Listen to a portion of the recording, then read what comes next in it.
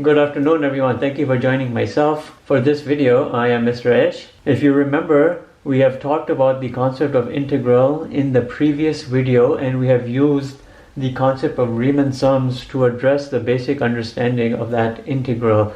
I have talked about integral as being basically, or you can say in the layman's way, that it is a sum of the areas or it is a limit of sums. In essence, as the derivatives focus basically on the rates of change, the slopes of the tangent lines, the integrals focus more so on the limit of sums. And the Riemann sums is a very important concept to understand with regards to understanding the integral. Quickly, in terms of a brief review, quadrant 1 being demonstrated right here, if you have a function f of x, and we can just call it an f, and the graph of this happens to be something which looks like this.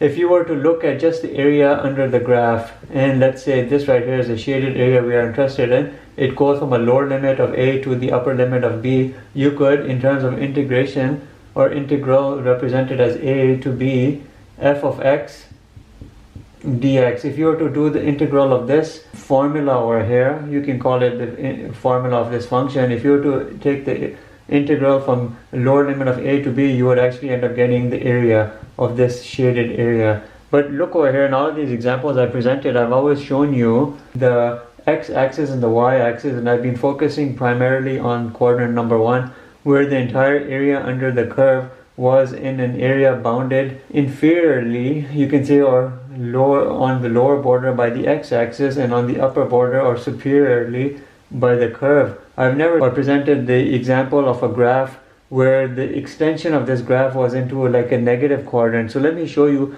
how that changes the concept of the Riemann sums or the concept of the integrals. If you start out with a quadrant and you have a graph of this specific linear line, it could be y equals mx plus b, who knows what it really is. Let's just give it a hypothetical form over here. If this is 0 comma minus 3 over here, we know the y-intercept is at minus 3, and then we can just say arbitrarily this is with a positive slope, let's say 2x minus 3. I'm not sure if this is going to match this or not, and we are going to use this equation for this line. Look over here, you cannot no longer say in a clear manner that the integral of this area or this line would be the area below the curve, because there no longer is an area below the curve uniformly across. Or from this line upwards you have an area above the curve, but from this line, let's say going from A up to B right here, but from this point to this point right here, now you have an area below the curve. So in the first video where I was talking about integrals is a way, in the layman sense, I was saying it is a means for determining the area below the curve. Well, here we have part of the curve which has an area below it, but we have a part of the curve which has an area above it with respect to the x-axis. So now look over here, we cannot be drawing, technically you can be drawing Riemann rectangles over here, but you would end up getting negative areas over here. See, you would get negative areas. Here you can draw Riemann rectangles and you can get positive areas over here. So no longer can we say from the lower limit of a to the upper limit of b, and you were to do the integration of this, no longer can we say now that this value will represent the area below the curve, because part of the curve has an area above it and part of the curve has an area below it, and part of the area will end up having a negative area. Is there such a thing as a negative area? Can you have a negative area and part of the curve will have a positive area? In this instance like this, where we don't have a uniformity in terms of the areas, where we can have a minuses and positive arising, well, we're no longer talking about the area of the curve, we're talking about the difference of areas. So now the whole concept changes to something which looks like this, the difference of areas.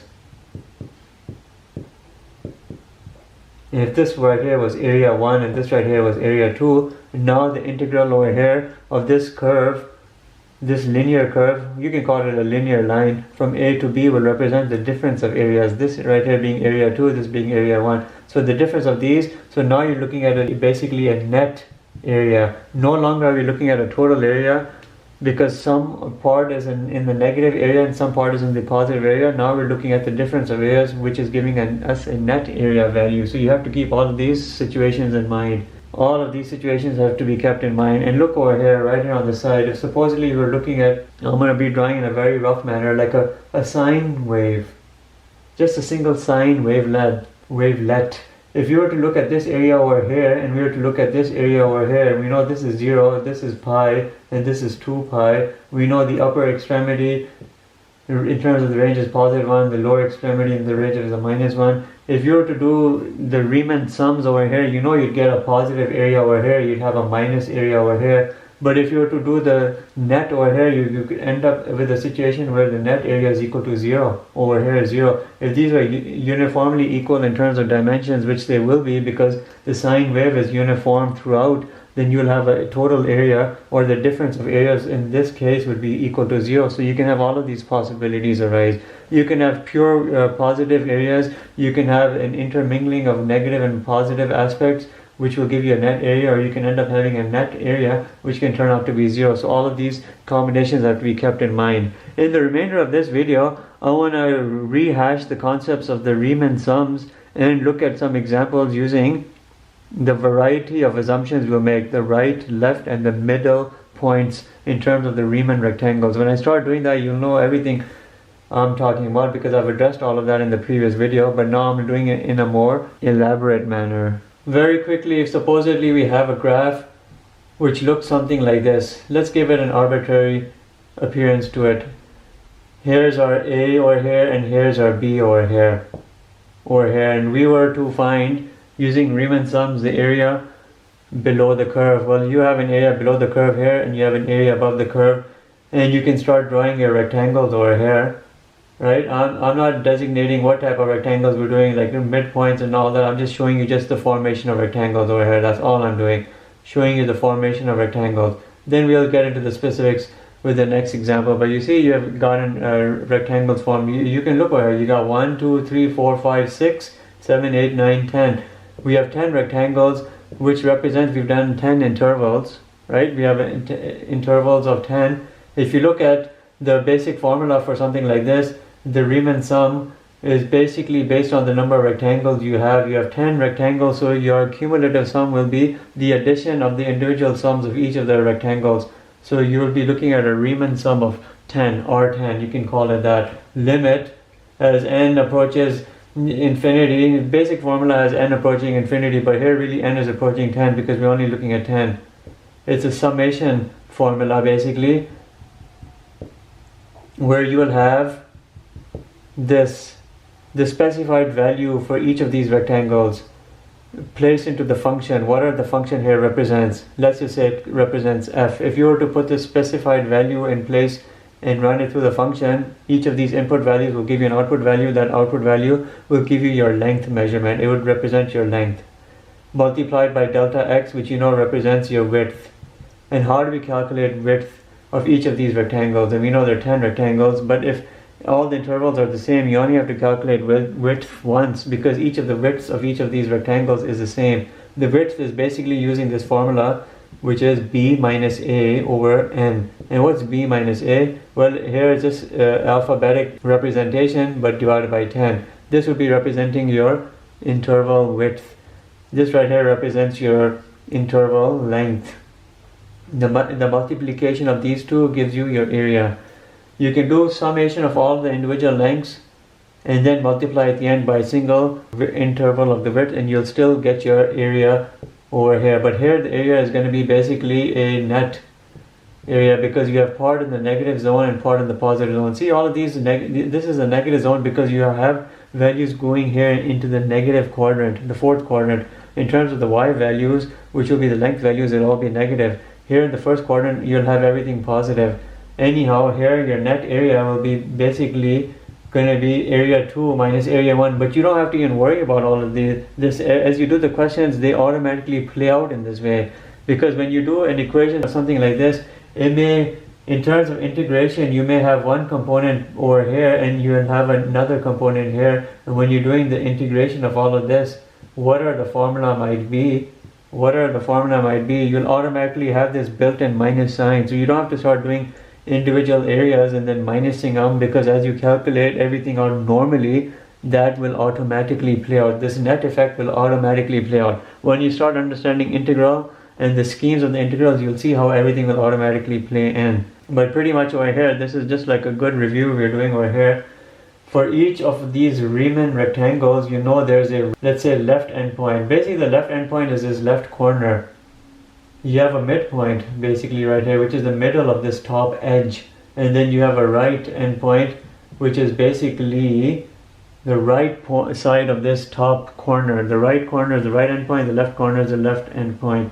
The middle of this edge is your midpoint, and you know all of these represent basically your specified values, xi's. These xi values will go into your function and they'll give you basically your f of xi. That's what they'll give you. So I want to spend the rest of the time in this video using a simple and a single example, a graph which will look something like this.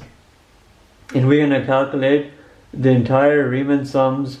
We are not going to go up to a 10, we'll keep it like a small number, but not too small of a number, using each of these three endpoints, and we'll see how the calculated values will differ. Then at the very end, we'll do a proper integration using not a Riemann process, but the proper integration process, and see which of these values sets will give you the answer closest to the true integral value. And you know it will very likely be the midpoint, because I told you the midpoint leads to the most accurate results. The right endpoints end up being overestimated, left endpoints being underestimated, and the midpoints are usually more accurate. So let's do an example and carry through all the three schemes.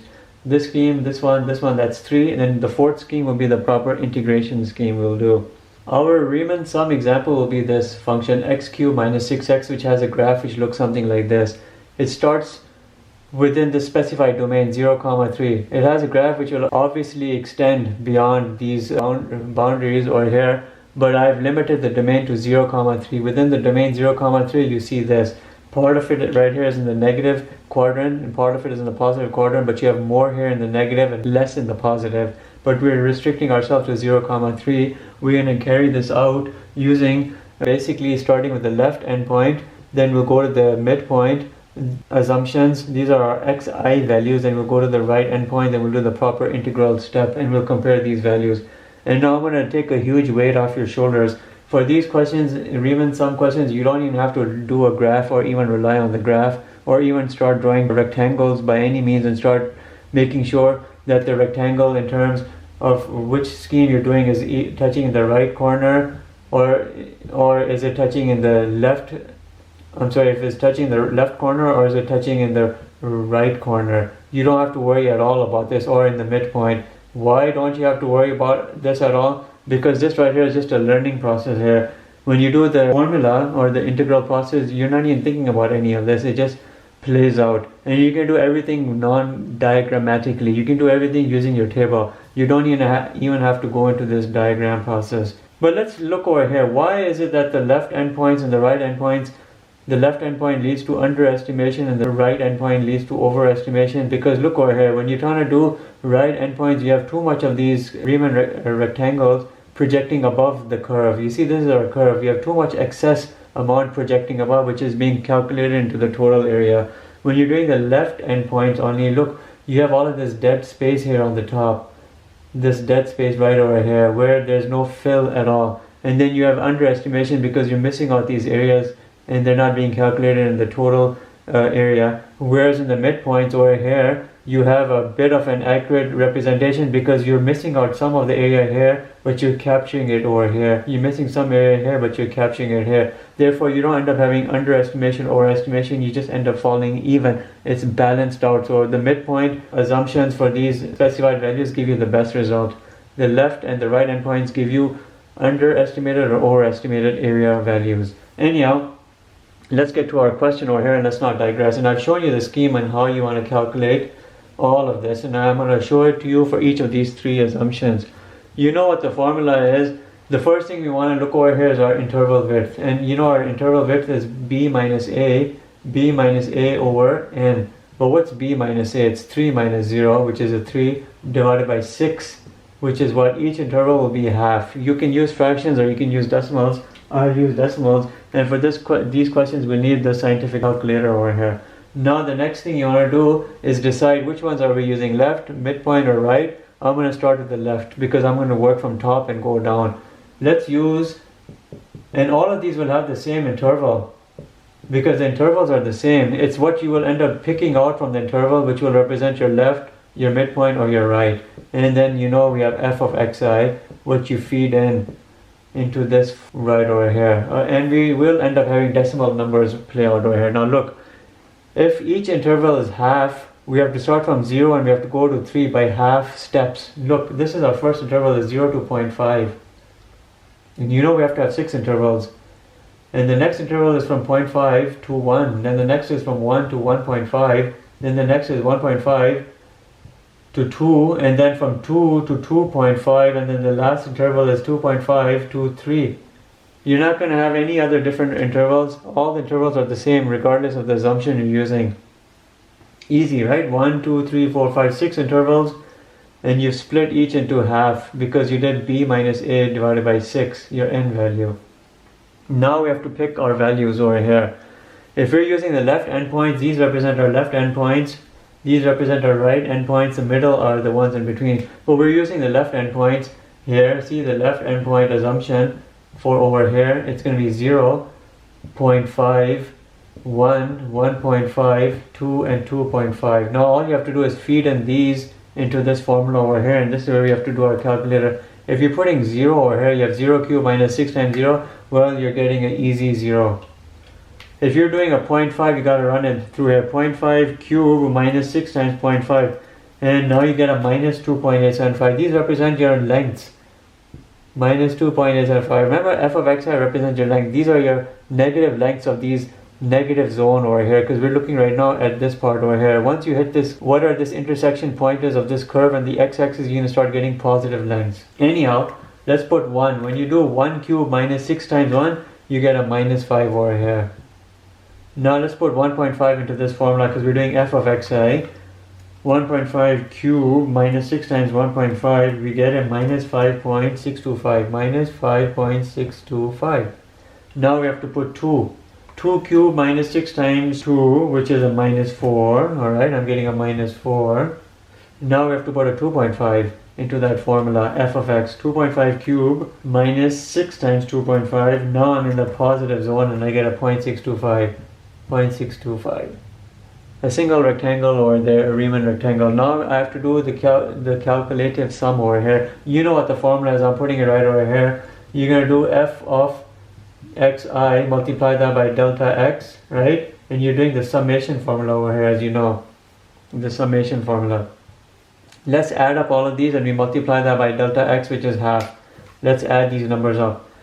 2.875 minus plus 5 minus plus 5.625 minus plus 4 minus plus 0.625. I'm getting a total sum over here of minus 16.875 and I multiply that. Let's actually write it out. The sum over here is equal to minus 16.875 and we have to multiply that by this half, 0.5 times 0.5.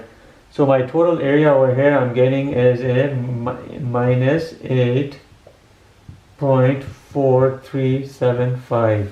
A pretty low negative number. So we have the intervals over here which will not change. We've used the specified left endpoint values and we've put the lengths, determine the lengths over here by putting the specified values into this function to get f of xi, which are our lengths.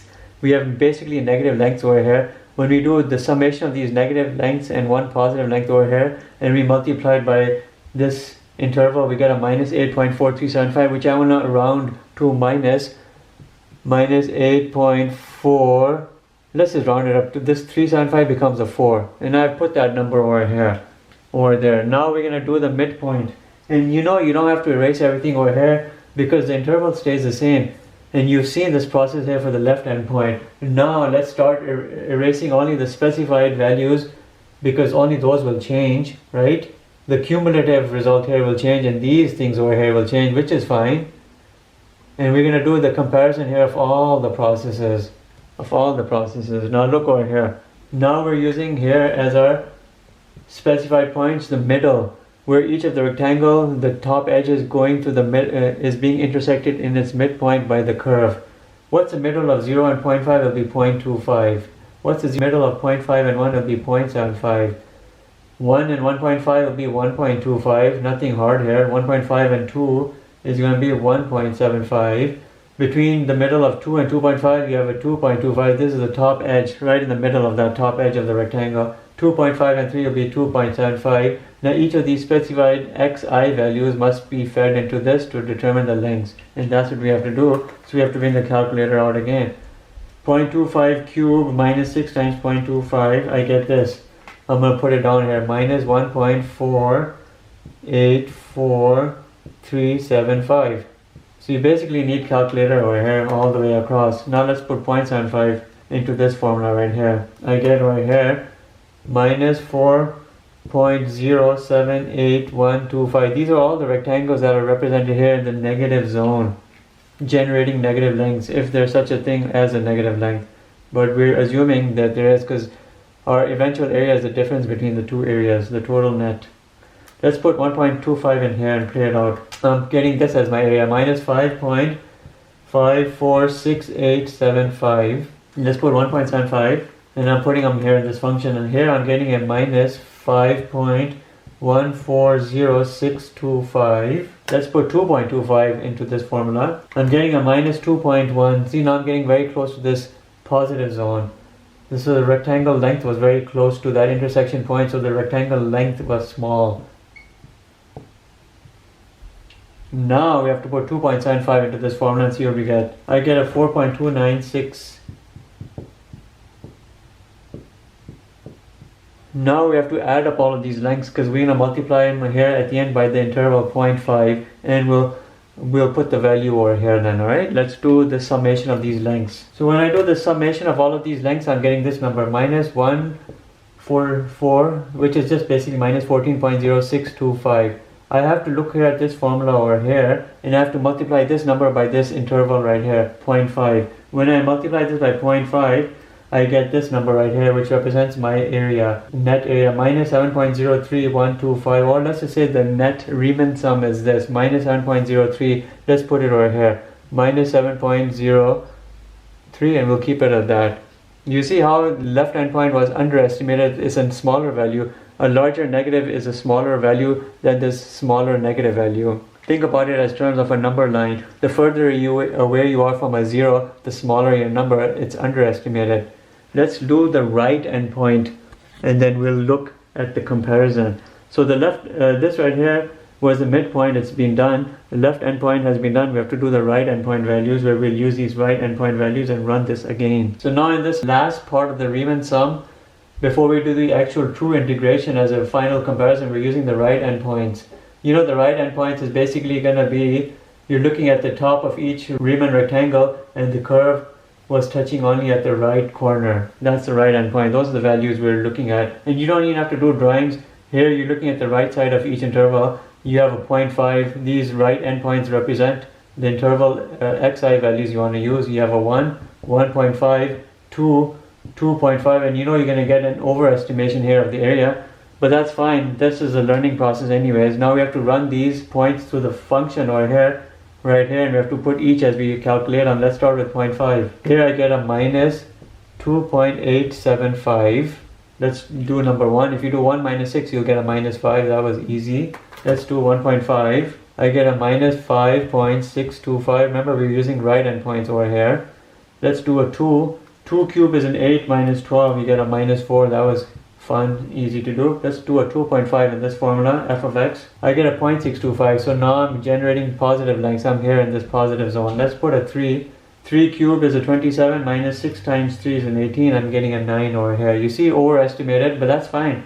Learning. Now we have to do the summation of these lengths, and we'll put the summation of the lengths over here. So when I sum up all of these Riemann lengths over here for the rectangles which would have been drawn over here, I'm getting a total length of, a cumulative length of minus 7.875. And remember, all of this integration is to do with cumulative effects. We're looking at cumulative lengths over here. We have to multiply this, which represents this f of xi, with the delta x, multiplied by 0.5, the length of the width of each interval, 0.5. And you're going to get a minus 3.9375.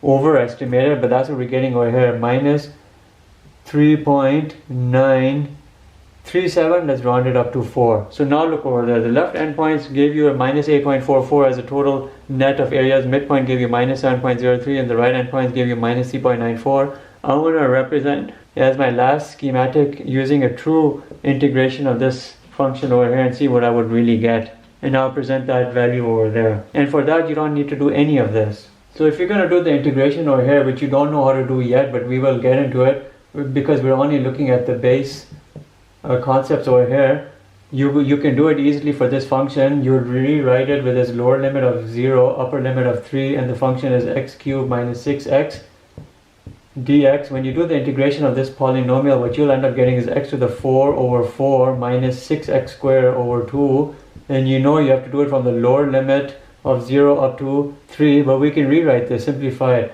You have x to the 4 over 4, don't worry about any of this yet because we still have to learn it. 6 divided by 2 is a 3x squared, and now let's plug in these values and see what we get. X to the 4th, 3 to the 4th, 3 exponent 4, I'm getting an 81 over 4, and over here what am I going to get? 3 squared is a 9 times 3 is a 27. The zeros are meaningless over here, so what do we get when you do 81 over 4 minus 27? 81 divided by 4 minus 27, I get over here a minus 6.75 as the true area of this, or the true net area. The difference of areas is minus 6.75. Now you tell me over here which one is this most closest to. It's too far away from the area net, or the difference of areas obtained using the right endpoints. It's still quite far away from that using the left endpoints, but it seems to be very close to the one from the midpoint. So it again shows you using the midpoint assumptions. When you're using the midpoint for your xi values and you're running them through the f of xi, then you're doing the entire formula, the Riemann Sum formula, you'll get a much closer approximation than any of the other methods when you're comparing it to a true integration process. So always using the midpoint in the Riemann Sum questions is best when you're comparing those derived values to the one that you'll get from the true integration. And you can see minus 6.75 is very close to minus 7.03. You can do 7.03 minus 6.75 and you're only 0.28 units away. And if you do it from 8.44 minus 6.75, you're 1.69 units away. And if you compare to 3.94 to 6.75, you're 2.81 units away. So the midpoint is best in terms of approximation. And this midpoint value of minus 7.03 would have gone much more close to minus 6.75 if we had used larger numbers of n values. If we had done like n was equal to 100, or maybe n is equal to 1000, and then you're calculating Riemann sums of 100 or Riemann sums of 1000 rectangles, each of those individually, running them through this entire process with the 100 or 1000 intervals, and you're running it through, then you would have gotten a value closer to this. But in terms of practicality, the integration process is the most easy to learn. The Riemann sum process is practical up to a certain point at low values of n, but to higher values of n, it's just cumbersome to use the tables unless you can use an Excel spreadsheet and have the computer do all the work for you. But integration is a process to learn over here. The Riemann sum process is just how you start understanding the whole concept of integration. Is just another way of getting into the whole process of integration by learning the base fundamentals before you get into the actualities of it. So pretty much that was a video I wanted to present. Here I presented you a video with a curve where you had some negative aspects in terms of length and negative areas, but you view these type of questions as a difference of areas. It's not just necessarily an area under a curve. You can have an area above the curve and an area under the curve, and you're doing the joint net effect of all of that. You can have areas which cancel out equally such that you have a net area of a 0, as you would see in the trigonometric curve areas. But this was the purpose of this video, to show you an elaborated example, and I use this as my function over here because it presented both negative lengths and positive lengths. And then we did the left endpoints, the midpoints, the right endpoints. We compared them to the true value which you obtain from the integration process, which I've shown you over here. A process that you will learn soon enough, don't worry. It's not boring at all, it's actually pretty interesting, but keep in mind when it comes to integrals, they're slightly more harder to understand than derivatives. The integration process for integrals can be quite difficult in some cases, whereas for derivatives they're relatively easy. But don't let that be a discouragement for you, we'll get into all of that later on. I hope you enjoyed this video. Please stay tuned to the future videos that are coming up on integrals. Have a nice day. Thank you for watching. Bye.